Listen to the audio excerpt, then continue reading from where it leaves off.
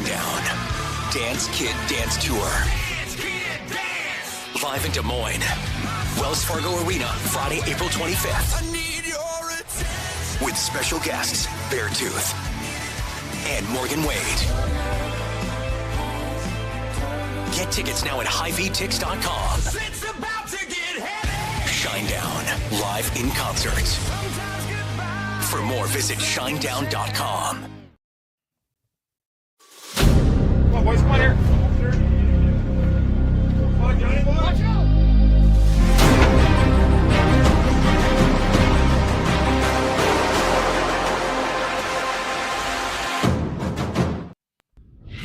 Murph and Andy, proudly presented by Ramsey Subaru and BMW of Des Moines. Live and on demand across Iowa everywhere. From the Channel Seed Studios. This is Murph and Andy. Murph and Andy. Connected by Cellular Advantage. It is great to have you with us here on Murph and Andy. And Andy, the crazy run is kind of over. You get that end of the basketball season, the tournaments, the state tournaments, conference tournaments, into the NCAA tournament. And then you have the big coaching announcement, which that happens from time to time.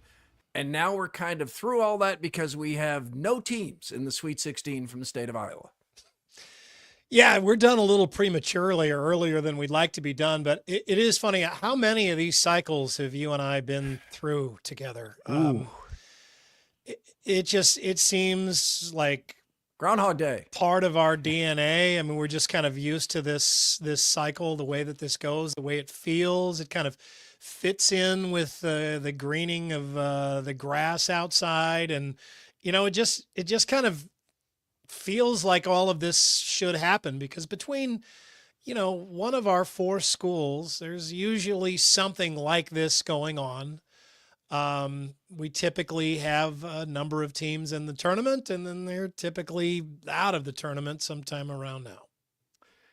They're all out this year, that's for sure. Let's get to the Guest House Tavern and Oyster setting the table for today's sports and more. Coming up on Murph and Andy, McCollum dunks, Wilson versus Winston, and bad sequels with Mr. Movie number 2, sequel number 2, or I guess it would be the first sequel, but the second in whatever movie series we're talking about. It's all presented by Guest House Tavern, Northwoods inspired Midwestern hospitality. Right now, high or low since our last show. Presented by Wealth Charter Retirement Planning and Tax. Feel bad for the guys at Wealth Charter Retirement Planning and Tax because they're still down in their bunker right now. It's tax season. They got a little while to go. You had a couple of weeks at least. There's a weeks. tax bunker. I didn't Oh know that. yeah. Don't you have any friends that are like in finance in this kind of stuff? Oh yeah. Where you don't hear a whole lot from them at this time of the year. There are a few of my friends that are in this. I don't even try to reach out to them. They're very, very busy and buckled down and focused on tax season and trying to get everything done. But they're doing good work up there and they still have time to take your call. They've been in it for 25 years now. So, I'll go high here. I'm looking out the window on a beautiful day, and it never, the term spring's eternal. I think that's the way it goes. Isn't that right, Andrew? Spring's eternal. Yeah, spring blooms eternal. Spring blooms eternal.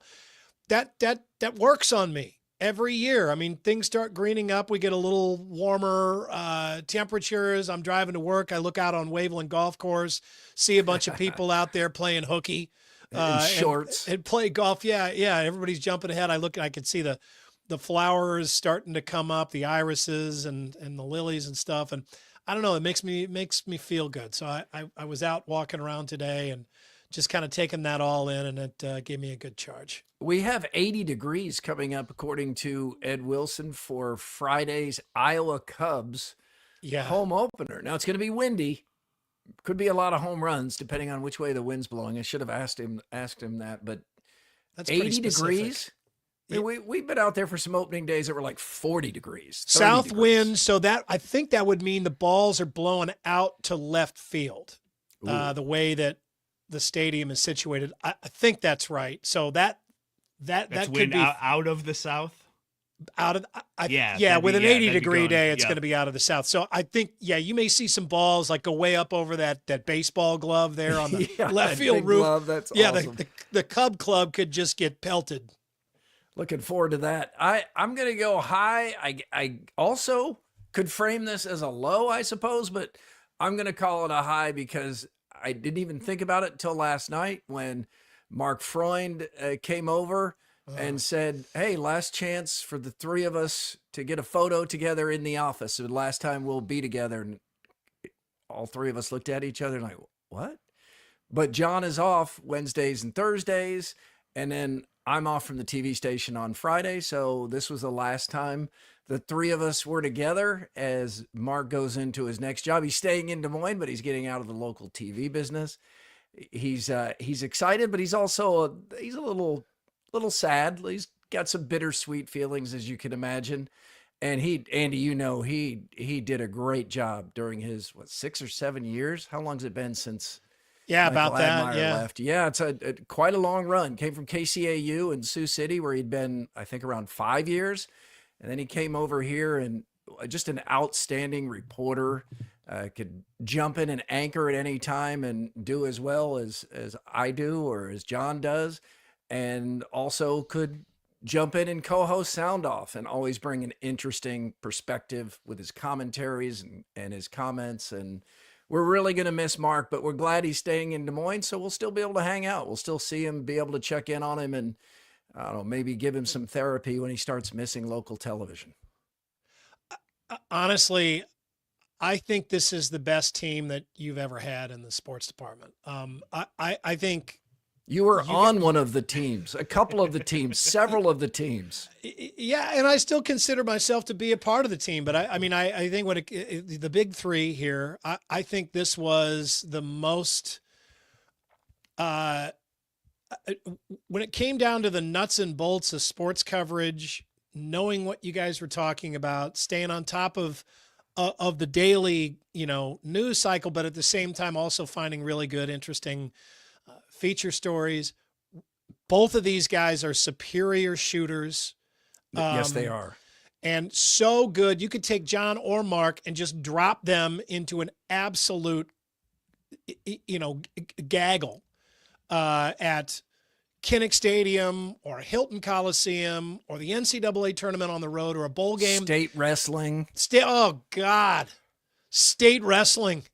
The cluster F to rival all cluster F. So you could drop those guys into that and they could handle the whole thing themselves, which was kind of too bad because, it set like this ridiculous example for other people to try to follow and they couldn't. But you guys just, there was, and watching you guys just from the newsroom, you just always had every single, button, snapped, tied. It was just all locked up and really competent. So, you guys are screwed now. Mark is leaving. The whole thing's going to hell. But this has just been a really fantastic team that you put together. And that starts with picking the right people, right? Murph, you've always been the best at picking the right people and then not just, hiring them and saying, okay, there you go, sink or swim, but continuing to teach and being there and, stepping in and developing the talent. I just think I really just truly feel like this has been the most functional team that you've had. You didn't have to deal with, a bunch of weirdos like May and Hassel. And, you had just two guys that really were super competent the whole time.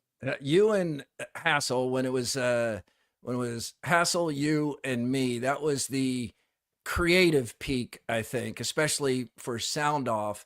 But this group here was probably the day-to-day most productive, covering everything you need to cover and also doing fine with Sound Off.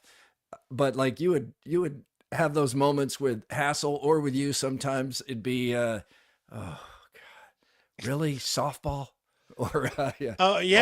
Soccer. Yeah. I got to cover 3 fields at once for 10 hours. Really? Yeah. And that's not for everybody.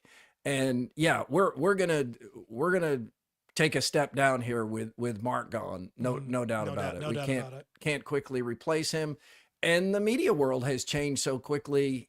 It's just, remember when sports openings at a local TV station, it'd be like the news director would be sitting in there behind just stacks of tapes. There'd be 50 people apply like that. Yeah. Oh yeah. Like immediately. I mean, it's just a different world now. You just don't have kids get hired right out of people. college. Yep. People get hired without any trial and error. I mean, it used to be the smaller markets would be kind of okay, let's see if you actually belong in this business market. And that was a really vital test for them because it would thin out the people that clearly didn't belong. And now it's markets like ours that are, that starter market that end up, doing the thinning. Or, I mean, I even, man, I don't know how, there were a long time where I was always applying for jobs anytime they would come open in St. Louis, and they'd be like, you don't quite have enough experience yet. Man, I think St. Louis is hiring people out of college. It's changed dramatically. And I mean, Freud, 5 or 6 years at KCAU. John Sears was in 2 or 3 different jobs. Well, Hassel and Andy keep. Yes. That sounds like an exaggeration, but it's probably not. Tony writes, with Hassel and Andy, Keith often went to bed wondering if all 3 of you would get fired for the latest skit. That did happen a couple of times. Yes. There was some stressful overnights, but and if we did that now, we probably would get fired. So it's just not the same atmosphere, but I will genuinely miss seeing Mark every day. And anytime he was there in the sports department, you just knew that he just, kind of kept his head down, did his work. Yep. That's so refreshing to be with somebody like that in a work environment where there's, you would throw him into situations where there was a ton of work. Right. There was a lot being asked of him. And, he'd be like, oh, man, geez, I don't know if I can pull this off.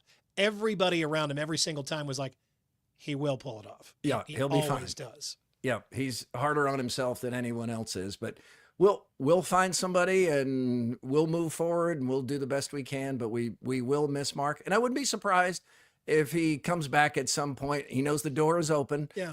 In Michael Admire type fashion where he does some contributing to the newscast. We would love that. We're glad he's staying local. Let's get the buzz here. The Buzz. Brought to you by Logier Heating and Cooling. All right. The buzz. Oh, did I skip something? I did. Sorry about that, AD. Interact with others on YouTube comments. You can email us, Murph and Andy, Murph_Andy at iowaeverywhere.com. And it's all powered by the Cellular Advantage, now with 35 regional locations. Proud partner with U.S. Cellular since 1993. Back to the buzz from Logier Heating and Cooling. Iowa introduces Ben McCollum, and we have learned that he prefers it be pronounced McCollum. Thank you, Chad Leistico, for that, who actually asked. I was saying McCollum. Some were saying McCollum. I heard even a few McCollums, but it is McCollum by his preference, so that's what we'll go with. He's the new head coach at Iowa, and Andy, I think he hit all the right notes. I think this was somebody a couple of weeks ago a lot of Hawkeye fans had reservations about, and I think the overwhelming majority, if not the absolute complete entity of Hawkeye fans, is behind this guy and excited now. I completely agree. And I'm completely on board with this. I'm good with him leaving Drake. It's all good. It took one look for me to watch him just get out of his car and walk through that line of students high-fiving them and just look at the expression of genuine joy and gratitude that you could read on his face. You could read dream job on his face. You really could. As he was walking into Carver Hawkeye Arena, I mean, you could tell that this was, I believe him when he says, I was going to set up in Des Moines for a long time. I do too. At Drake. And I didn't know that this job was going to come open. I don't think that he did.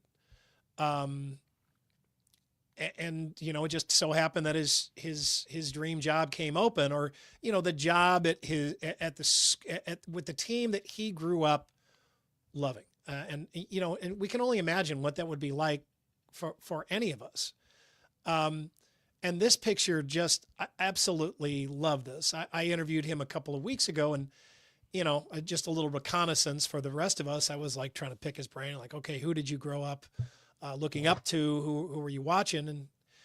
And he said Dr. Tom Davis. And I think when somebody says that they respect someone like Dr. Tom Davis, I think you immediately respect them. Because Dr. Tom Davis is a good man. He is a genuinely good man. He, was a very good basketball coach, but he's not flashy. He is not fiery. He's not somebody that I think even back in the day made headlines the way that some coaches do. And,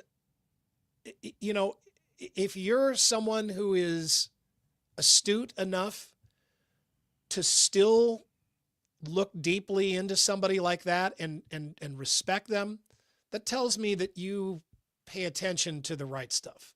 That you care about more than the superficial shit. I mean, you're somebody that is looking to kind of base your own growth in somebody that did it the right way. So I just, listening to him say that, seeing that picture, seeing him there yesterday. I mean, this is a guy who wants this job. Yes. He doesn't want it as a stepping stone job. He wants this job because it's his team. And he knows it's in a position where it needs help. I mean, this men's basketball program at Iowa has needed help for a while. It needs the kind of help that he can give. Mm-hmm. And when you have he's not Darren DeVries. I mean, Darren DeVries in some ways I think was a better fit in that he would have been the guy, and he loves Iowa too. Sure. But he would be the guy that would be better at probably going out and, going to iClub events and, pressing palms and just, really being a cheerleader. But, Ben McCollum, he's not going to have to convince anybody of anything. I mean, they're going to know that he's truly invested. And, so just listening to him, watching him yesterday. And here's the other thing that I love. Man, the entire time that I have been here, Todd Licklider seemed like a nice enough guy. He wasn't here long enough to really know, but man, it's really hard personally to be somebody on the outside who's not a Hawkeye fan and didn't grow up a Hawkeye fan, enjoying covering Fran McCaffrey and Steve Alford. I mean, it's really hard. Mm-hmm. Those guys made it really hard. And I think it made it hard for fans too. I think you can see that in their exits, but I will welcome being able to cover and support somebody like Ben McCollum, because I think that's a throwback to Dr. Tom Davis, because I think I didn't cover him. He was just before I got here, but in everything I've ever heard from anybody and watching the media tributes to him when he left, there's a really good one by KCRG's John Campbell that you can watch on YouTube. You can see that there was a time in the past where covering Iowa basketball was a pleasure. And that is something that I look forward to being a part of. McCollum is perfect for this job in part because this is the job he wanted. I mean, Darren DeVries wasn't sure he wanted this job. He feels like he needs more NIL money to really get the best players. Ben McCollum isn't a guy looking for the best players. He's a guy looking for the right players, the players that fit what he's trying to do, what he says ultimately is culture, having the right guys and guys who will completely buy into what needs to be done. It sounds a lot like TJ Otzelberger at Iowa State.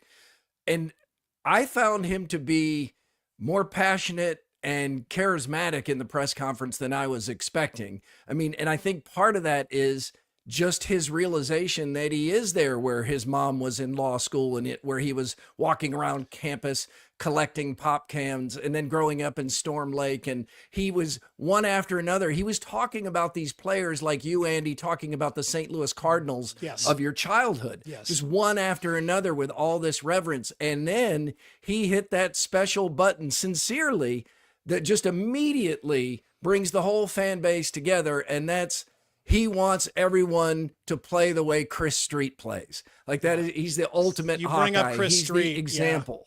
And you bring up Chris Street and you're in. You got it. Here is some of what Ben McCollum had to say. Ben McCollum, I'm going to have to come around to that. Keep training. Yeah. I'm working on it today. Ben McCollum had to say at his introductory press conference at Iowa.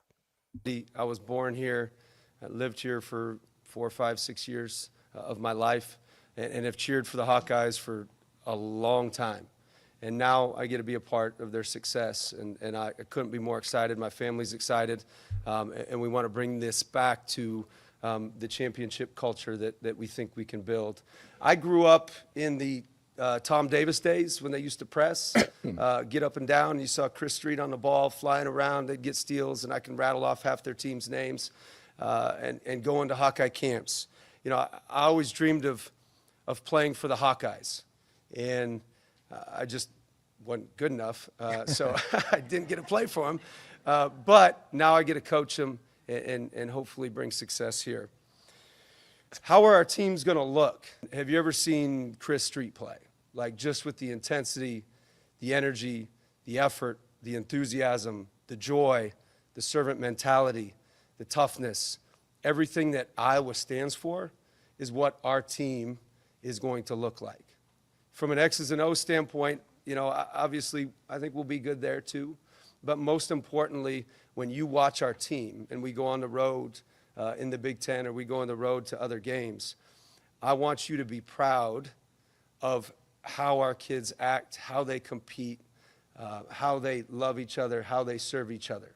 That to me has still and will remain the most important thing. That's our goal, is to get Carver Hawkeye filled back up, to create an environment where other fans want to come and to be the best venue in the state of Iowa.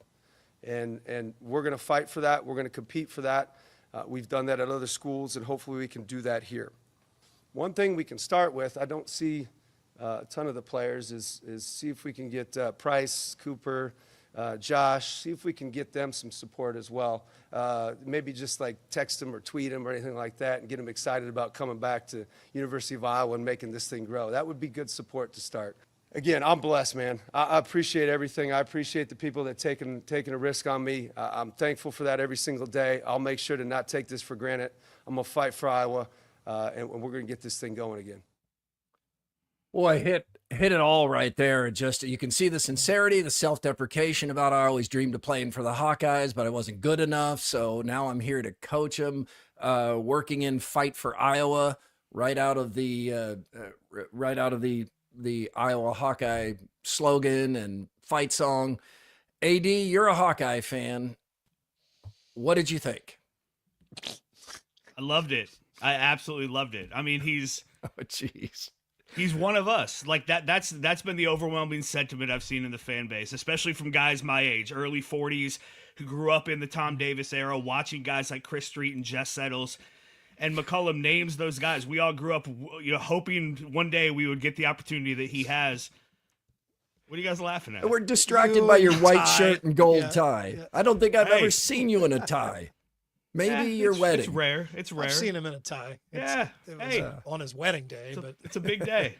It's a big day. No, I mean, he knocked it out of the park. Everything you guys have said, he hit every. He hit defense. He hit Carver Hawkeye Arena, engaging the students, engaging the fan base. He did it all in a way, the history and bringing guys back in. And it just, I haven't felt this good about Iowa basketball in a while. There's a lot to be seen. Obviously, we don't know how good of a coach he'll be or how good his tenure at Iowa will be.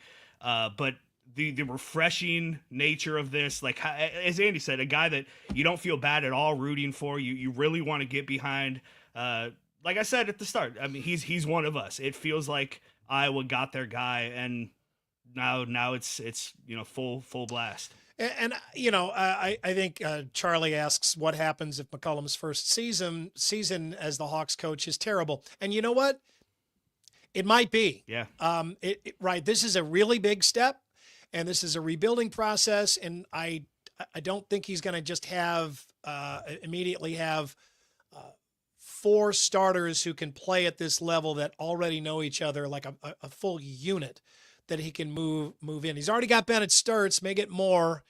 And so Bennett Sturts is a big piece there. You've got one of the nation's best point guards to build around. We knew that was coming, and it's now been confirmed. He won't be the last Drake Bulldog who goes over to Iowa, but he's going to look a little bit different playing in the Big Ten. I think that's just realistic. But how did he look against the SEC to you? How did he look against Kansas Missouri? State from the Big 12? Against Missouri, he looked great. Against Kansas State, he looked great. He hit that last shot. I mean, absolutely. But we're talking about the grind of the Big Ten season. Yeah, it's not a game here or there. It is a grind. It's realistic to say that, I think, first of all, coming into Drake, it was very helpful to him. I don't think there's any question that it was helpful to him to come in with no expectations. I mean, Drake fans we had no expectations. We thought it was going to be a rebuilding year. He thought it was going to be a rebuilding year. I mean, he said that we thought that these 4 players were going to come in here to help establish a culture of winning, or a culture of expectations and just the way that we play and function as a team. And that the following year, or 2 years later, we would start winning. He didn't think they were going to start necessarily winning right away. I mean, he didn't say, I think we're going to lose, but he didn't expect that. They were better than he expected. And maybe that'll happen again at Iowa. It certainly could, but Hawkeye fans should enter this season understanding, and they will, the realistic ones. Beth Getz certainly made a strong impression again here with her hiring of Ben McCollum. Also, you could see that she is moving this forward to more fan enthusiasm, getting the students more involved, the ties that they gave out to students and students cheerleaders putting on the ties. And that's, I know we've had fun with stealing this idea from Drake. And Drake did take it up a notch, but the tie and shirt thing goes back to Northwest Missouri State. And it was smart of Drake to do this. The reveal of the new coach with the tie and shirt in the locker, that was well done. This is well done. If you're watching on YouTube, you can see the look on his face. That's joy. That is absolute joy. This is his dream job, and he is like a kid walking in. He's so excited that he's going to this place to coach where he used to go to camps as a kid, basketball camps, and he wants the place to get back to the way it was when he was a kid watching Dr. Tom's teams in the 90s. Beth Getz will help with that. She has already asked fans to give feedback on how to make it better in Carver Hawkeye Arena. We see it's pretty darn good for the women's games and for wrestling, so I think that can happen. Here is Ben McCollum answering a question from Blake Hornstein about the whole tie and shirt thing. Blake Hornstein, Hawkeye headquarters. Ben, congratulations. I know you got the sport coat on right now, but typically on the court, you're going dress shirt and tie. Could you remind me why that's the choice of fashion for you? And just seemed like it was a medium for you to connect with the fan base at Drake. So how did that all come together? I used to wear different colored ties and shirts and pants, and then I realized I was terrible at matching. And so I went to the white shirt and tie, and then when everyone else kind of went to the casual look, I always thought in every other profession and like our level of coaches, we make a lot of money, right? And other people in professions have to dress with a level of professionalism. And I'm not saying other coaches are unprofessional, because my assistants don't wear that, and I think they're very professional. But I've always thought that that's what I needed to wear to act like a pro. And just my thought, my theory, just because everybody else has to do the same thing that's in other professions. So that's why I do it. And then it just becomes comfortable, and then you get superstitious, and then you wear the same color every day, and then it's a problem. But I like that. And it's working. They're going to carry this over. And it's probably a little bit of an annoyance to some Drake fans. I understand why. This is all fresh. He wasn't even at Drake for a year. But it worked on you. You're sitting there in a white shirt and yellow tie or gold tie. That looks actually, that might be gold. Yeah, I went with a little more gold that's smart. than the yellow. Again, that's what Coach wore. You get too much yellow and you have the wrong skin tone like I do, and people will ask you if you're sick. Yeah, right. It's just like, you have jaundice? I saw some because a lot of like the McCollum images coming from Iowa have kind of have that gold sheen. You know, they're playing with the video a little bit, and yeah, I saw somebody say he looks jaundiced in all these pictures. Let's get to a quickie poll presented by WCI Pools and Spas in Ames and Urbandale. Yeah, grade Ben McCollum's introductory press conference at Iowa. Do you give it an A or an A plus, an A minus or a B plus, a B or a B minus, or do you go C plus or lower? I'm with the majority here. I don't know how he could have done any better. It's an A plus to me. I think you can make the case for A plus. I don't know how it could have gone any better. Doesn't mean he's won a game yet, but man, he's got everybody engaged, and I think he's got some players rethinking their portal moves. Yeah, absolutely, and that's I think calling those players out by name yesterday was a cool thing. Also, yeah, very smart. Yeah, A plus. I mean, I can't imagine it went how it could have gone any better. Everybody wins the press conference, or at least everybody but Dana Altman at Arkansas. Most coaches win the introductory press conference. But it just connected on a level that I, as an Iowa fan, have never really felt. I feel like as Iowans, maybe generally, we like coastal people and people from big cities, and we want them to bring their big ideas to little Iowa, and that's all well and good, and that's nice for some things, but it was just so refreshing to have, again, one of our own, a guy who feels like he grew up around here, like he doesn't have to put on being an Iowa fan. This is how he is. It's really, really cool to have a guy like that in that position. And then a shout out to Beth Getz, who just over a year into her tenure officially as Iowa's athletic director, seems to be making all the right moves. And again, we'll see how this plays out, and she will be judged on how he does on the court. But man, for how quickly this came together and how good of a fit it feels, hats off to her as well. Beth Getz has made 3 big moves already. 2 of them were necessary but uncomfortable and not popular with 100% of the fan base, but they needed to be made. That was firing Brian Ferentz as offensive coordinator. That was the right move, had to be made, and it already played out to being the right decision. The other one is Fran McCaffrey. That was uncomfortable. He had his defenders. He had a niche of people that thought after 15 years he deserved to go out on his own terms, and he was still owed more than $4 million. So there were people that thought, can't make that move. But she absolutely made that move for all the reasons we've stated many times. And then the third big move was just the most logical one of these 3 that everybody could see once the surprise of Lisa Bluter retiring came down. Promote Jan Jensen from within. It made all the sense, and it was a successful first season.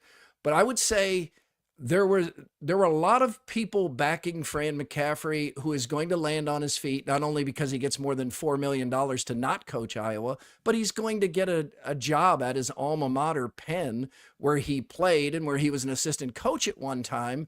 And good for him. I think people are glad that he is going to land on his feet and continue to be able to coach like he wants. He's from Philadelphia. He's going to go coach in Philadelphia at a school where he played. This is a much better fit for Fran McCaffrey. And the defenders who pushed back on us about it's time for a change, let me ask you this. If you're a Hawkeye fan who did not think that Fran McCaffrey should be out of the job, are you more excited about next basketball season right now with McCaffrey out and McCollum in? Or would you be more excited if you were looking forward to Fran McCaffrey's 16th season at Iowa? I just don't know anybody who could honestly say, I'm more excited to have Fran McCaffrey back for a 16th year than I would be to find out what Ben McCollum and Bennett Sturts and company can do here next year. Yeah, it was absolutely. the right move by Beth Getz. Absolutely. And I do think it adds a little icing to the cake that Fran seems to land somewhere where he's going to fit, where he's going to have a good time. They're going to embrace him. He's white magic all over again. Like it's a happy ending for everybody, it feels like. And that does add something to it for me, at least. Let's get into some other hot topics. Andy, good to see you again. Brian Hardin needs a coach. So I'm not going to spend a lot of time speculating. I'm just going to wait to see who he names coach. And then I'm going to think, oh, this guy must be a really good coach. I hope he's not in the Big Ten next season.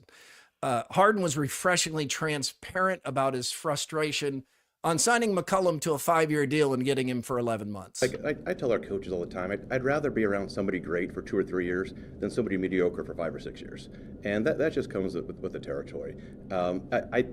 I think the problem we have is, when it's just 1 year, I think that's frustrating because, we didn't sign Ben to a 1-year contract last year. It was a 5-year agreement. And I get that opportunities like Iowa come up, and I grew up in the state. I know what Iowa means to a lot of people here. And certainly Ben was born in Iowa City, and so that we didn't know the timing of it. But I think that our program is in a great place right now. I think that we have so many supporters that have elevated kind of what Drake has become. And so I know that we'll find folks who want to continue to be here for all the right reasons. And, Ben did a great job in his time here. The 31 wins was incredible. I mean, that's a school record. And to see the turnout in Wichita and how many people are just so excited about that, I mean, it's palpable. And there's more to come. And I know that with what we've already seen, like in terms of like setting a record for season ticket deposits for next year, for where we're at on March 24th, like there's a ton of momentum around this program. So yeah, brighter days are still ahead for us. I get the frustration not being able to keep good people, but I'd rather be replacing coaches because of all the success than replacing them because we haven't been successful. Because those memories and those experiences that we've been able to provide are so worth it. I mean, I just think about what we've been able to do the last 5 years here, and it's just unheard of on the basketball side. It's not just basketball. You can go through almost all of our programs right now, and they're all creating these lasting memories for our student athletes, for our fans, and so I get that it stinks, but I also would rather be replacing coaches because we're winning as opposed to because we're losing. Video from John Sears, and that's leadership. He's so good at his job, Andy. Yeah, and not to be left out in there is that he is a little pissed, right? And Drake fans want that. You want that from your AD. You want to see that they feel the way that you do. They're disappointed that this happened. At the same time, he's not holding a grudge. He's going to move on. He knows that that's, the bottom line, this happened because Hardin picked such a good coach. He did so well. And you had such a great season. Yeah. I mean, fun. It is counterintuitive as a fan, things go so well that everybody leaves. I mean, that's not the way it's supposed to be. But, it's a reminder of, first of all, how special it was to have Darren DeVries here as long as we did.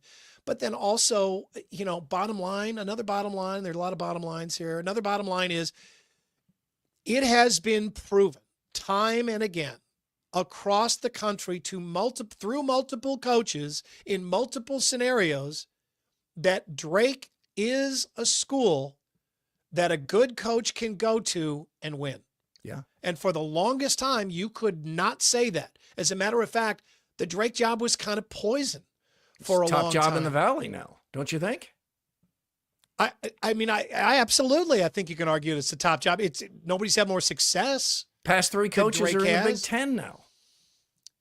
Yeah, I mean, look at that. That's incredible. If you're trying to, and look, I mean, you are trying to tell, even if you don't say it directly, you're trying to say to whomever may come in to replace McCollum, look, you can do this too, right? This is the opportunity that may present yourself. And what coach isn't interested in that?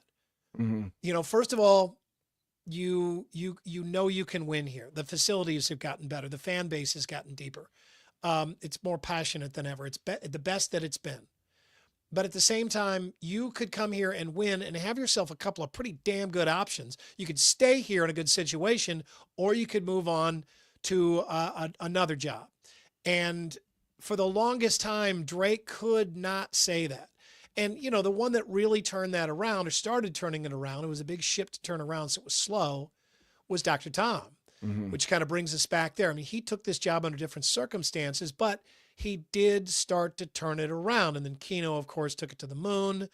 But then, you know, a couple of bad hires fell way back down. But then Drake showed again, through Brian Hardin mostly, showed that this is not a purgatory. This is not a dead end job. This is not the worst job in the Valley, which I heard people call it that for a number of years. This might, as a matter of fact, it might be the best job in the Valley. So, you know, there are a lot of good things about this for Drake too. It just doesn't feel that way right now.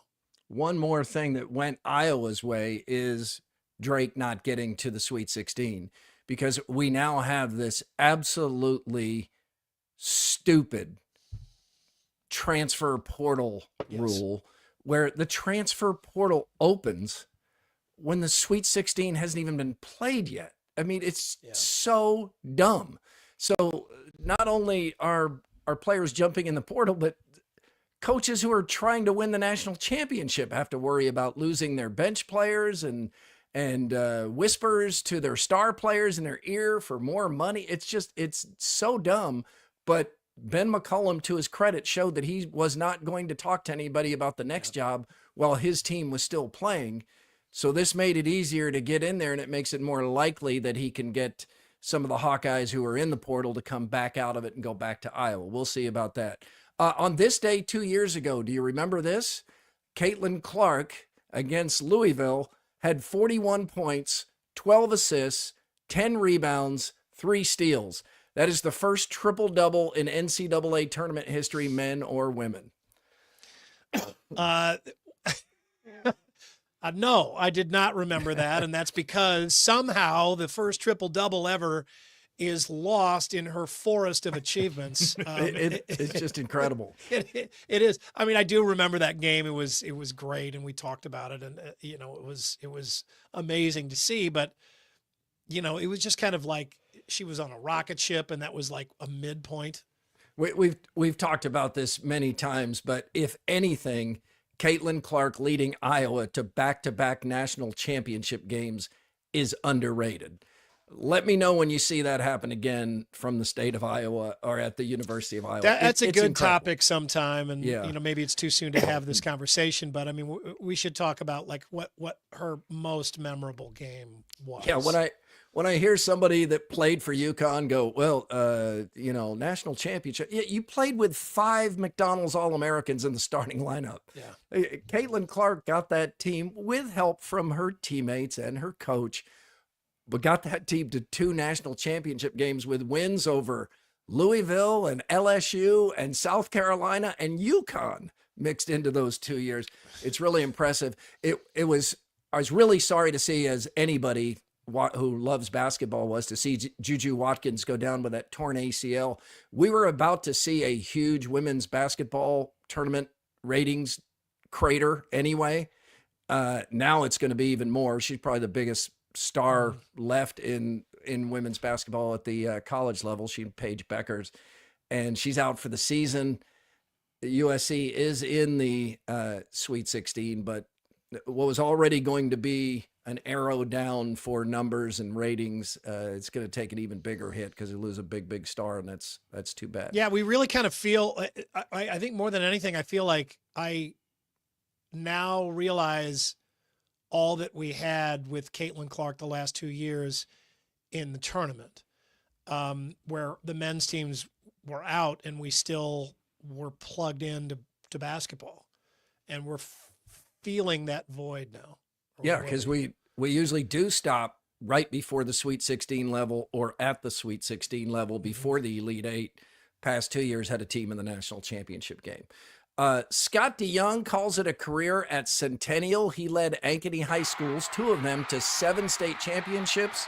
But mostly, Andy, it's a chance to show this video of DeYoung just absolutely celebrating with his Ankeny team. Yeah, he was a fantastic coach. Yeah, he was. Still is a fantastic coach, and really was kind of he was there doing that stuff before Ankeny split, and right. Really kind of seemed like to us put them on the map as a girls basketball power.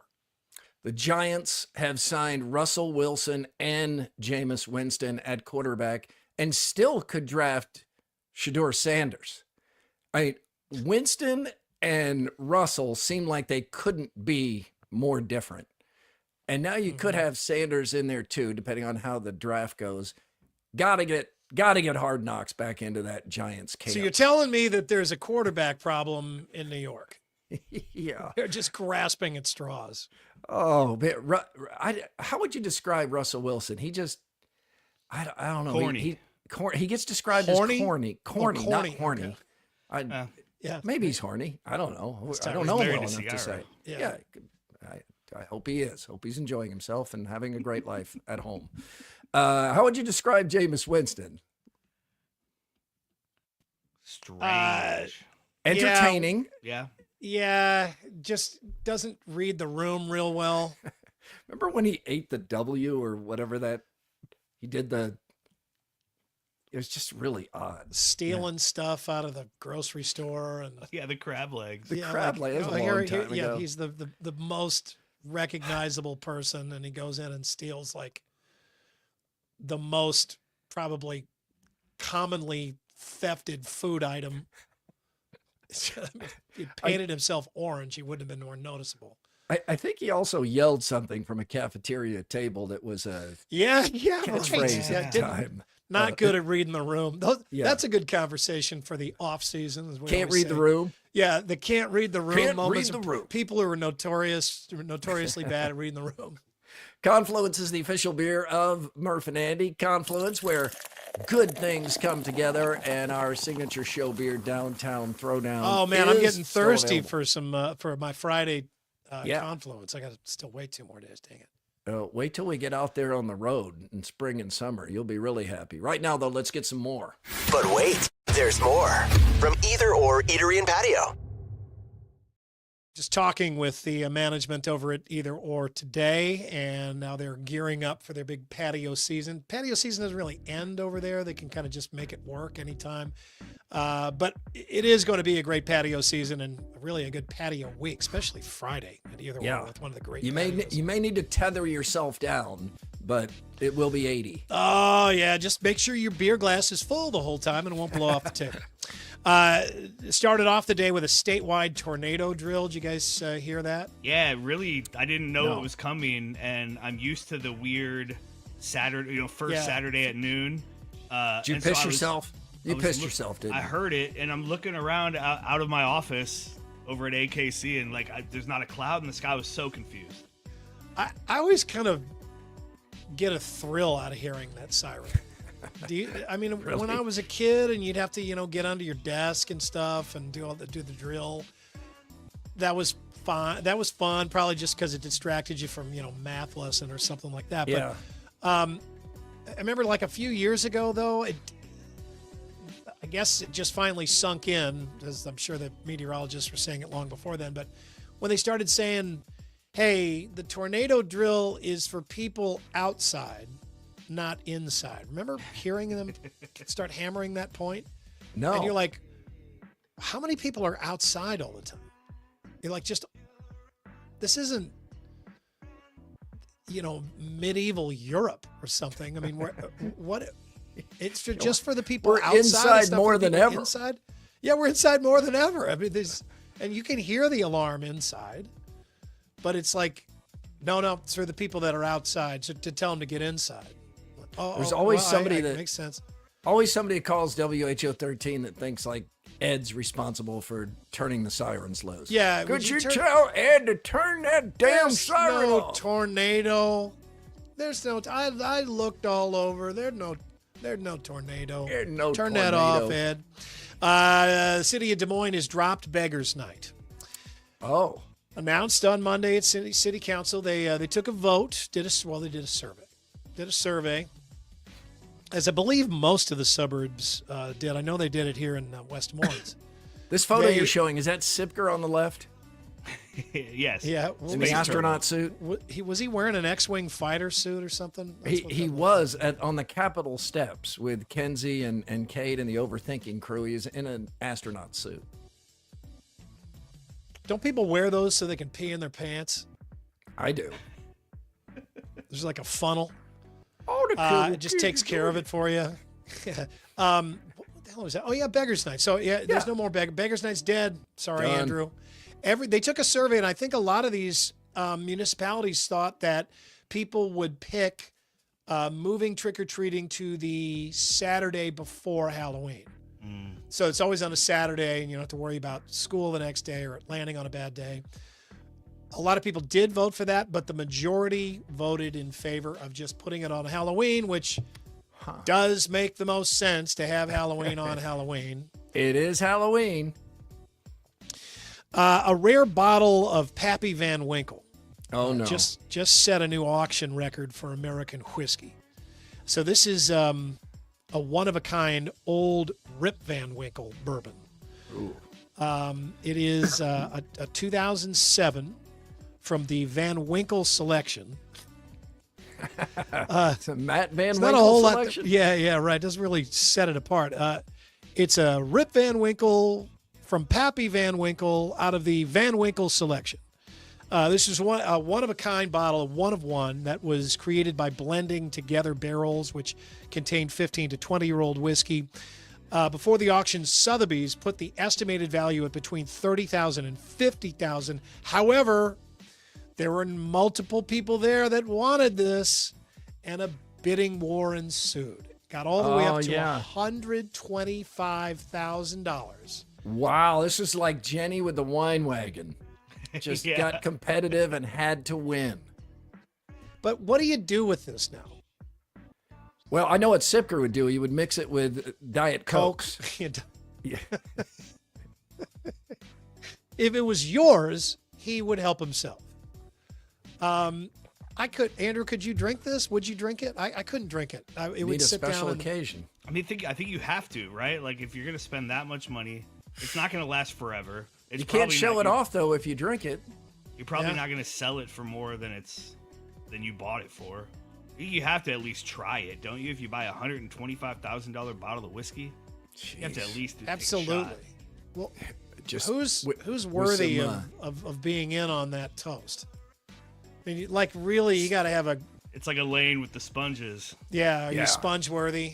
Are you Van Winkle worthy? Old Rip Van Winkle worthy. A library book dating back to the early 1900s has been returned to the Price Hill branch of the Cincinnati and Hamilton County Public Library after 98 years. Wow, that's so cool.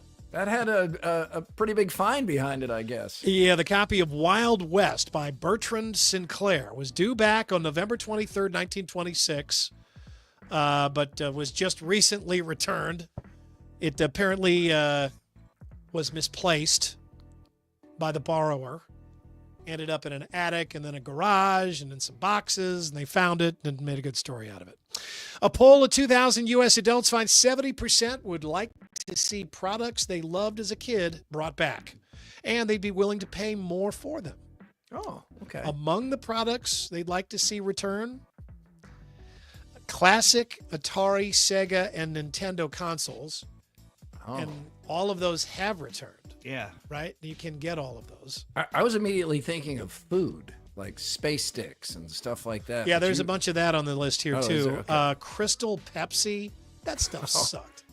Yeah. Remember the Saturday Night Live skit, Crystal Gravy? Yeah. Banana Nesquik. I don't remember that one. BlackBerry phones. People are really missing BlackBerry phones. I miss the tactile feeling. Those tiny little buttons. Yeah, you could tell when you're on the button. I miss that. Did you have a BlackBerry? I did. I don't remember that. I never did. iPods, which now is just an iPhone. Your iPhone does everything and more. I don't know why you'd miss that. Jolt soda. Just a caffeine hit. Well, I mean, but the thing is, like now, compared to these energy drinks, Jolt ain't shit. You know, I mean, this Murph, you drink the equivalent of 4 Jolts a day. I've cut way down. To Making what? an effort here. What do you Finding it have cold right right, there? now with water. This is water. Good for you. Yeah, I hate water. to taste the water. Whoa, whoa, I know, whoa, it's whoa, water. whoa. Water? Murph, you're drinking water. I am. Write the date down. That should have been the buzz right there for Logier, right there. And bubblegum jeans. My favorites that I would like to see brought back, the original McDonald's French fries. These were fried in beef tallow. Ooh. And they were the best. They're pretty darn good now, but they were better. Yeah, they had a little bit of cholesterol to them, but they were incredible. The Steak and Shake sit-down restaurants. Miss those, and those are kind of going the way of the dodo, but they were great. When I was a little kid, there was something called Adam's Sour Gum. Anybody else remember that? It was like grape, strawberry, lime. It was incredible. Dynamints, which looked like Tic Tacs, but they were in kind of a horizontal box. They were really good. And then this got me on a candy run here. You remember Lime Starburst? Damn, those were great. I don't. Back in the day, Lime Starburst and then Lime Runts. Yeah. And those are gone now too.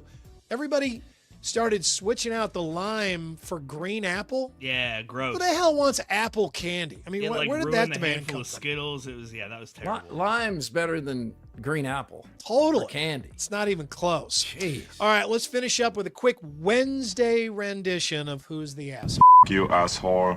You're an asshole. Stop breaking the law, asshole! Back off, asshole! This machine just called me an asshole. I knew it. I'm surrounded by assholes. Keep firing, assholes! I'm an American. You're a sick asshole. January Jones of Mad Men fame. We know her as she was. What was her name? Betty. I think her parents lived around here. Betty Draper. Yeah, I think so. She is letting United Airlines know that they need to step up their game. The Mad Men actress had her flight delayed for over 16 hours. The airline didn't do enough to make things right, according to her and her posts. The actress shared a screenshot of the flight delay details on her Instagram stories, adding, "Do better, United Airlines. A couple $15 food vouchers isn't going to cut it." She followed up with photos of herself, like sleeping on the floor of the airport using her bag as pillows. United shared that the flight in question was operated by SkyWest. They always like to pass the buck there. Yeah. That airline shared that the flight was delayed due to a mechanical issue, and they were working to get customers to their destination as quickly as possible. So she posts this, obviously, gets a bunch of people clapping back at her about being this entitled celebrity who thinks she's above the pains in the ass that the rest of us have to experience all the time.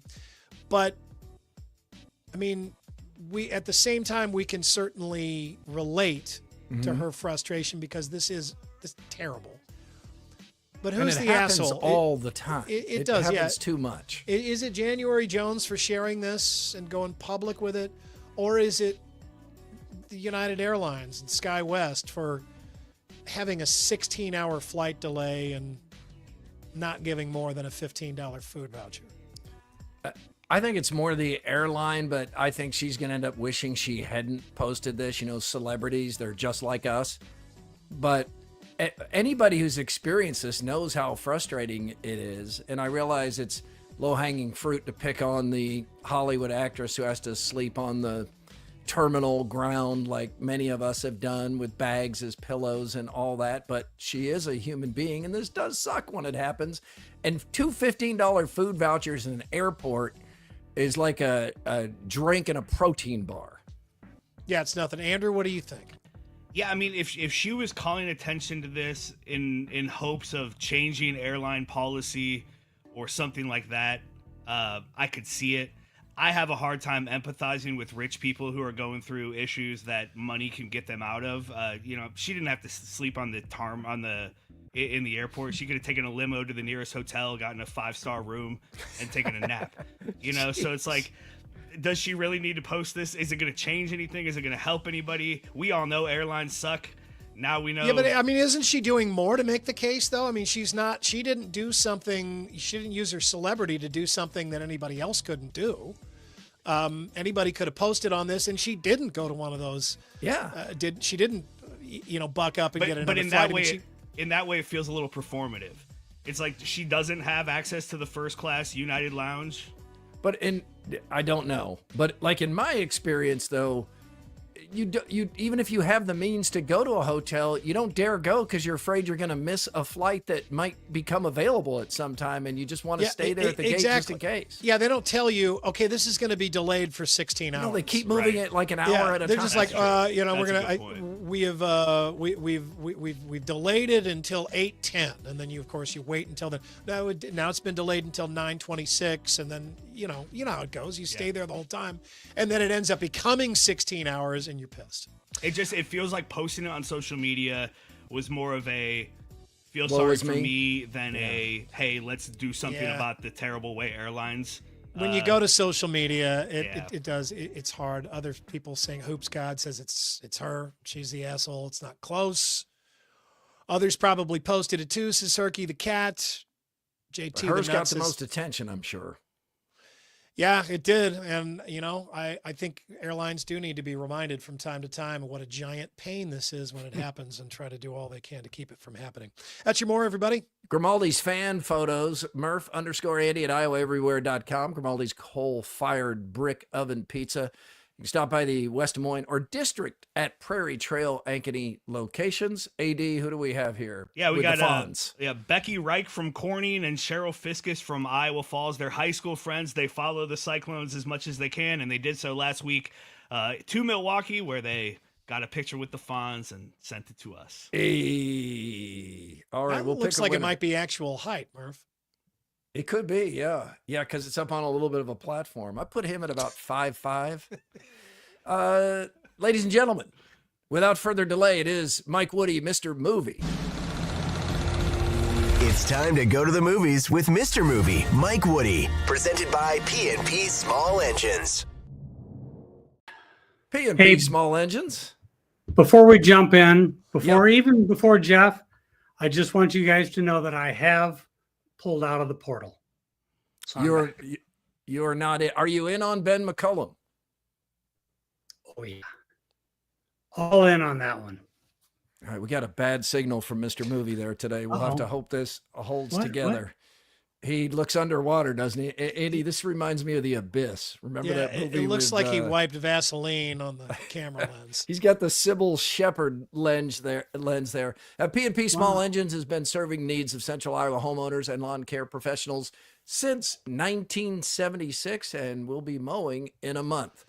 We're going to be live over there at P&P on April 11th. Jeff is having his open house. That's spring. That's full on spring. Is that where all the food is? I hope so. Yeah. They usually put a good spread for everybody. We'll have more details as we get closer. All right. Sounds good. Out of the box, worst movie sequel, part 2 only. So there's the only one eligible, the second one. Doesn't have to have 2 in the name or anything, but just you enjoyed the first movie, you saw the second one, you're like, oh my God, that sucked. How could a part 1 be so good and part 2 be bad? And I'm going to go with one that probably predates much of our audience. And if you haven't seen it, don't bother unless you want to sit and have a couple of beers or some climbing kites and just laugh at how awful this movie is. Get intoxicated so the whole thing looks better is what you're saying? Yeah, so you can giggle at how bad it is, how inane it is. It's Caddyshack 2. This is terrible.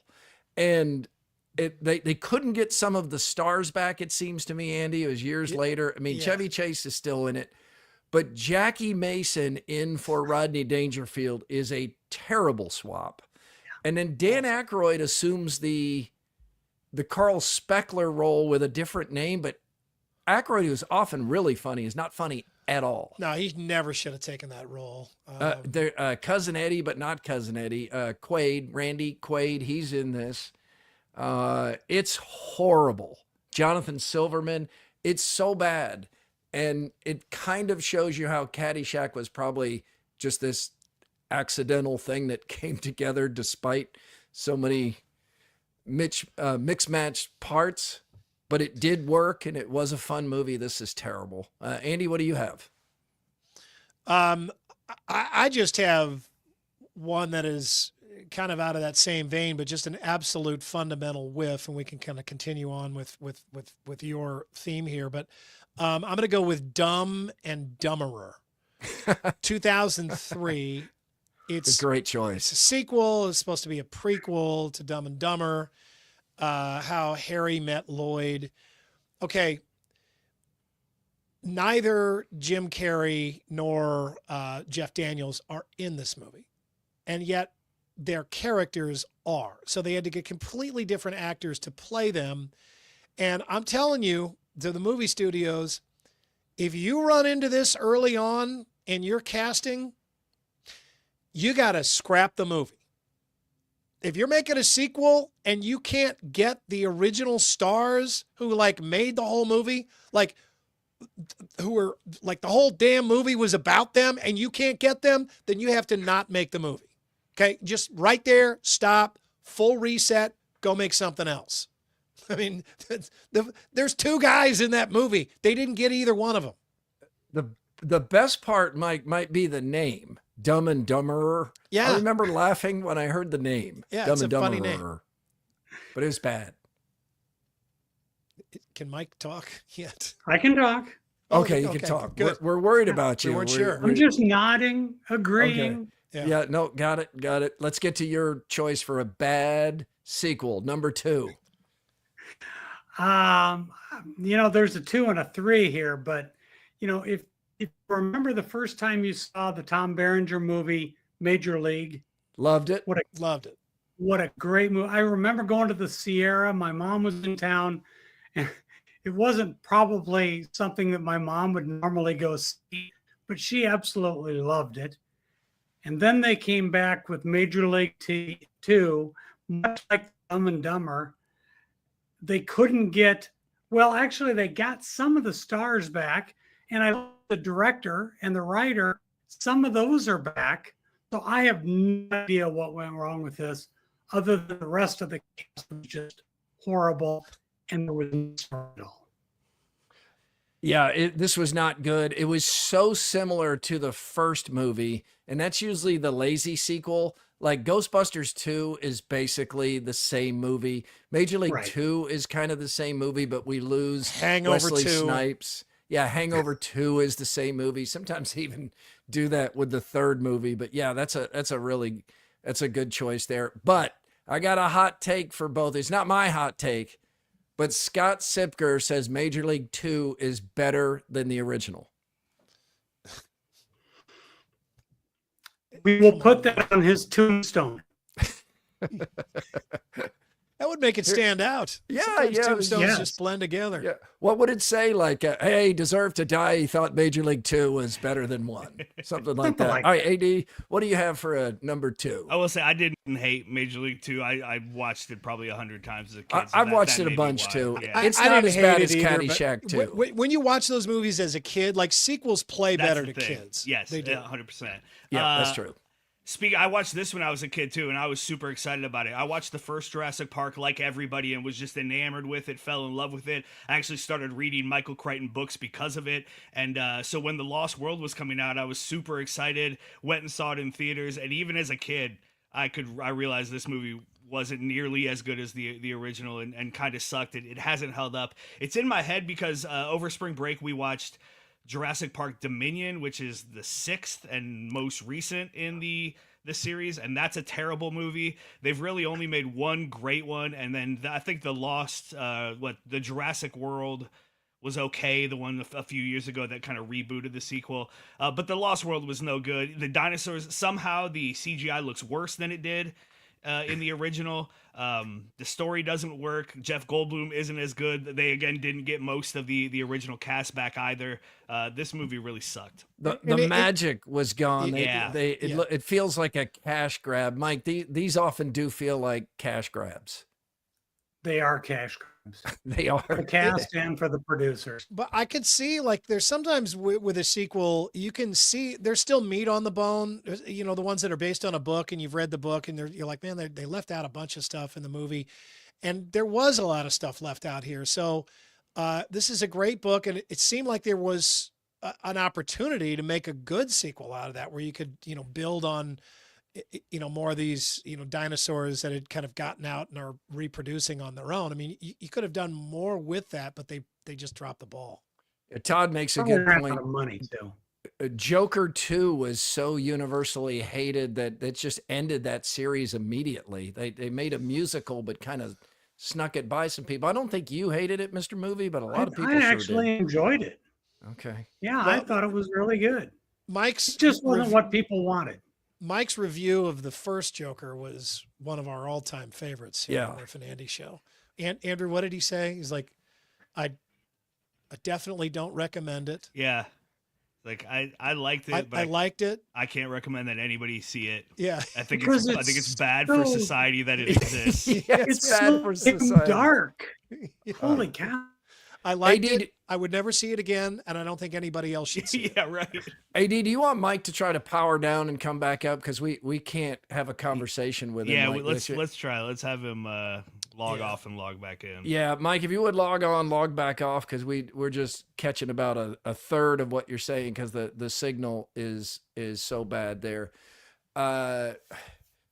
Is there I guess the example of the second movie is better, the two that come to mind that at least as good as the first, some say better than the first. You have Godfather 2 and The Empire Strikes Back. I mean, that's universally thought of as the best Star Wars movie, isn't it? Maybe not your favorite, but thought of as the best. Absolutely. I mean, I think sometimes though, where, you know, some sequels are just set up better from the beginning, where there's a natural continuation to the story. That's kind of there and available. Whereas like a true sequel, it's almost like they're taking a movie that, like The Hangover. I mean, it's a really good movie. It's great, but you don't walk away from that movie thinking, I wonder what happened the next day. What's our next adventure? What else? I want to know more about these guys. How can they all get nobody stuck said in that. the same exact situation? So it's again? almost like if you take a movie like that and you somehow make a good sequel, then I mean you've really accomplished something. I think as a filmmaker, I think one movie that's not a bad example of that is Beverly Hills Cop 2, because you walked away. Beverly Hills Cop is great, but it was all tied up perfectly in a bow. And they actually made a pretty good sequel out of it. I mean, starting with, you know, nothing. I mean, I thought they made a pretty good sequel out of that. Look at that. Wow. That made all the difference in the world. Look at that. Mike. That was a good call there. Let's get to some reviews then here and start with Snow White and the Seven Dwarfs, which had a really low projection of $50 million and still went underneath that with $43 million, although that did provide a little bit of needed jolt to the box office. Mike, what'd you think of Snow White and the Seven Dwarfs? You know, this is one of those woke things where, you know, people are being told not to go see it because Snow White is not even Caucasian. Come on. She isn't? It's a kid's movie. What is she? I get that. I think what some people are saying, though, I mean, in the original Snow White, she is described as that's like skin why as she's white called as Snow snow. White. Yeah, it's like she's not the daughter of Joe and Barbara White. They do deal with her name in the movie, so they tell you why she's Snow White. But the rest of the movie, I mean, it's the dwarfs that they make fun of because they're animated-ish. They were hilarious. I sat there during this movie and I'm like, okay, what is the problem with this other than, you know, we've changed something that it was beloved. You guys, that kind of stuff born. drives the woke police crazy. You guys weren't even born when it was made. Yeah. No, I get that. And the actress who is, I don't remember her name. She was very good in West Side Story. Rachel Zegler. She's had a rough series of interviews where she uses presentism, like the attitudes of today, to kind of burn down the movie that a lot of people love. So I don't think that did any favors, where she's talking about like Prince Charming was actually a stalker, stuff like that in interviews. Yeah. Oh, and then she and Gal Gadot got sideways on Israel versus Palestinians. Palestinians. Yes, they had opposing views, and they kind of mixed it up on social media. What does that have to do with this movie? But again, it doesn't have anything to do, but it's just they haven't been able to get out of the way of bad publicity in the run up to this. Well, and look, anytime I think they were talking about though is that kind of stuff. Talk about the movie. I think the problem is, and it starts with when you remake a classic movie. A great movie, a perfect movie. And Snow White was, God, that was made so long ago, and it has stood up the test of time for so long. I've never heard anybody say anything, bad about Snow White. That part needs to be remade, or, when you do that, you are setting yourself up to fail. I mean, you may not fail, but boy, are you stacking the chips against yourself, where you're trying to remake a movie that everybody loves and knows to go one certain way. Right. You know what? I sat there by myself in the theater. I enjoyed it. I thought it was charming. The dwarfs were funny. The evil queen is truly evil. I mean, she's bad. That's Gal Gadot. Yeah. She's also the best looking witch ever. Peter Dinklage didn't like those dwarfs. He wanted the parts to go to little people, right? That's one more thing that happened in the. But you know how hard that is. Well, I don't know. They pulled it off during a Wizard of Oz. Okay. Well, that was before they could put out a Twitter post for it. Yeah. So what is the grade for Snow White as a movie? All nonsense and objections aside. I say it's a good solid B. Okay, good solid B. My kids sit down and watch it; they'll like it. Yes, absolutely. That's what I want to know. Good. Alto Nights is a Barry Levinson film where Robert De Niro plays two parts, twin brothers, I assume. No, just friends. What? Yeah. Oh, they're not twin brothers. No. But it's, it's the late 1950s. These two guys grew up together. They've been pals their whole life. And then one is successful, one's not as successful. So that causes some rub. And the movie, it happens in the very beginning of the movie. One is trying to kill the other, shoots him in the head at the beginning of the movie. And then everything goes from there. But wow. Some good credentials here. Goodfellas and Bugsy and the Irish. What do you think? The writer's good. The director's good. I mean, everything about this movie is good. It's just not what you expect from Robert De Niro and Robert De Niro. But it's, the writing and everything else is there. It's just, I don't know. It never got out of the gate. So it doesn't come together. It's good, but not great. It's good, but not great. I mean, if you're a fan of Robert De Niro, if you're a fan of those gangster movies, you definitely got to go see this movie. But what's the grade here for Alto Nights? That too is a B. Okay, a B. 2 Bs. So next week. Ooh, boy, we got a whole bunch of stuff. Yeah, what I know we got Working Man coming up because Jenny's excited about that. That's Jason Statham from the maker of The Beekeeper. Oh yeah, that's Friday afternoon for me. Yeah, and this is, who wrote this? No, Stallone. Oh, Stallone. I did see that. Yeah, he's written a few good things in his day, like Rocky. Fist.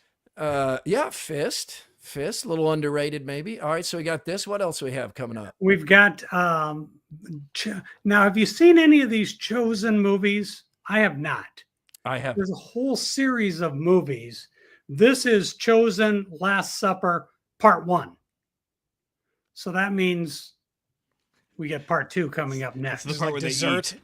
Yeah. this Movies, is literally the Last Supper. The We last watched it eat dessert. for 2 hours. Yeah. These movies are amazingly, I mean, essentially they're just TV movies, but essentially these movies are just so popular. It's crazy. You talk to people and it's like their lives have changed. Is this like church groups go and see this and stuff? Yep. Okay. Yep. They've got their own, their it's faction there. Yep. It's a niche that goes to theaters, and theater owners need that. They don't buy. Apparently, they don't buy any concessions. I was told that by a theater owner. That's not good. I'm not. He also said the same thing about me. So yeah, don't comment. Yeah, that's true, Andy. You sneak candy in, Andy. Don't judge. Death of a Unicorn. Death of a Unicorn is oh my gosh, uber violent movie about this couple, or this dad. I think it's dad and his daughter. They're out driving and they run into a unicorn in the middle of the road. A violent unicorn? Well, it comes. Well, they must kill it. It comes back as death pissed. of the unicorn. Yeah, he comes back and he's Why is the off. girl bleeding out of both eyes? I haven't seen it yet, Andy, but I'm really looking forward to it. Will you go see this? Yes, sir. Oh, I can't wait to hear your review of Death of a Unicorn. Look at that. The unicorn has blood dripping out of his mouth. The unicorn has like fangs. Like it's like a devil eyes. saber-toothed unicorn. Yeah, I assume he came back from the dead. I don't know. Dead unicorn has devil eyes. The last one was something called Penguin Lessons. And This looks nothing like Death of a Unicorn. No, it doesn't. It looks charming and sweet, and I think it's based on a French film. I want to say it is. Okay. But it's about this guy. He's got issues in his life, and he just goes somewhere and he befriends a penguin. If it's based on the movie I saw before, it is absolutely charming. And just looking at the trailer, it looks like it is, and it looks charming again. So I'm kind of make for good movies. After the unicorn, I can go see the penguin and kind of calm down. A double feature. Unicorn, then just to rinse off, you go to the penguin movie. It's Animal Day. Yeah, exactly. All right. Good to see and hear you in the second half of your appearance today, Mr. Movie. Thank you for coming on. I'll act out next week. Okay. Yeah. Fair enough. That is Death of the Unicorn fan, Mike Woody, Mr. Movie, presented by P&P Small Engines. Time for a quick round of Throwdowns. Throwdowns. It's Throwdowns. Backed by Heartland Tire and Auto. Throwdowns brought to you by Heartland Tire and Auto, an authorized dealer of Bridgestone and Firestone tires. Andy, the Iowa women followed up the Caitlin Clark era with an NCAA tournament win at the end of a successful, if inconsistent, season. Grade Jan Jensen's first season as the Hawkeye head coach.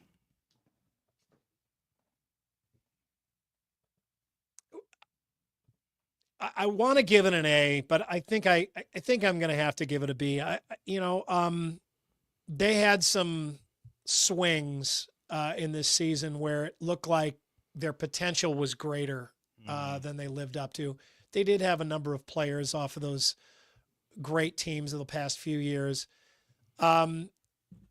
It was going to be hard. We all know this. But I think Jan Jensen, I think honestly, she would probably give herself a B here. Getting an A after what they had the two previous seasons means that they would have had to go, to the Elite Eight, I think, really. I mean, just because we've seen so much out of this team, but this is a good solid B. If we did pluses, I think I'd give her a B plus. I agree with all of that. She kept the fan base engaged, and the players clearly love her and enjoy playing for Iowa. Those things are A's. I think the on-court product is a B, closer to a B minus, just because of the inconsistency over the season and then getting blown out in your game to go to the Sweet 16. So I'd say B overall. Yeah, some rough late game situations in a few instances. Yep. But yeah, I'm sure she learned some Had things. some great wins. Oh, Yeah. absolutely. Yeah, beat USC. Yeah, Murph. Murph. Obviously, time will tell. But which Big Ten team do you think made the best hire of a former Drake coach? Indiana with Darren DeVries, Minnesota with Nico Medved, or Iowa with Ben McCollum? These all make sense when you look into them, but I do think it's Iowa. I think that Iowa has a chance to have something special here. You just have to look at what Ben McCollum did in his first year at Drake with Division II players. And I know this is a bigger step, but he won't be making the step with all Division II players. I think he's perfect for Iowa. And I think the hire is an A. I think both. I'll go with Iowa here, but I would say I think both Iowa and Minnesota hired the perfect guy. Mm-hmm. Right? Yeah, the Nico guy Medved's good at Minnesota too. He for the wants same to reasons. be there. That's where he's from. I mean, he wants to be there. These are two great hires that are made, and Indiana hired a great coach. The problem there is Indiana. I just think those fans, the expectations that they have there. I don't know that he fills the hole as perfectly as Nico Medved and Ben McCollum do. Andy, if you were a college basketball coach, would you wear a shirt and tie or go casual? I think I'd go casual. I'm sick of wearing a shirt and tie so often. Jay Wright looks fine in both of these pictures. There is something that looks nice about the suit and tie on the sideline. I think that's kind of cool. But I've had enough of that shit. I'm ready to be casual all the time. Yeah. Well, I would get a small polo. Just as nice, tight as possible. Polo. I would like to think I would I've wear. had a tie on for like an hour and it already is. I know. And you got that beard. Ben McCollum, do you watch how quickly he takes that tie off after the game? I mean, he takes it off as fast as he can. I would like to think suit and tie. I think Jay Wright, especially those designer suits, looks fantastic. But the reality is, anytime I'm not required to wear a suit and tie, you find me casual. Yeah, I agree. I'd go casual all the way. And I Fran McCaffrey always had really cool quarter zips that for some reason they won't sell to the rest of us, which is crazy. It'll be interesting to see, because I know McCollum's staff usually goes casual. So, what they wear, but I expect him to rock. He doesn't ever have a jacket on. He doesn't. Really, No. I did yesterday, but I mean, like when he's on the sidelines, I never see him take his jacket off and put it on the chair. Maybe he's got one, but you remember how quickly Fred Hoiberg would take that tie off? Because pre-COVID, they all wore ties. Yeah, and then somebody called Fred out on it, and Iowa State had to point out that he had been having problems with his pacemaker and blood flow, and they didn't want the restrictive tie around his neck. And then that person was like, "Well, sorry." Stacy never wore a tie. I mean, he wore turtlenecks. He always said the mock turtleneck. Mock turtlenecks, black mock turtlenecks. Underrated thing about McCollum, I think you're going to see, AD, and that you and other Hawkeye fans are going to like. I think he is going to bring back those old logos and all those looks and scripts from that era that all real Hawkeye fans like him really appreciate. Hopefully you won't see those scrimmage uniforms they wear sometimes in black and gray, the ugly uniforms. Get rid of all that. Go back to some of the classics. I also think that you're going to see a lot of mutual respect between him and TJ. That's going to be really interesting. Yeah, I think that's going to be, and I like that. I mean, I think they respect. I think they probably already respect each other as coaches, and I think they'll have they'll be competing for the same guys, but I think they'll get along well. Yeah, they're more alike than they are different. And TJ's the older of the two by a few years.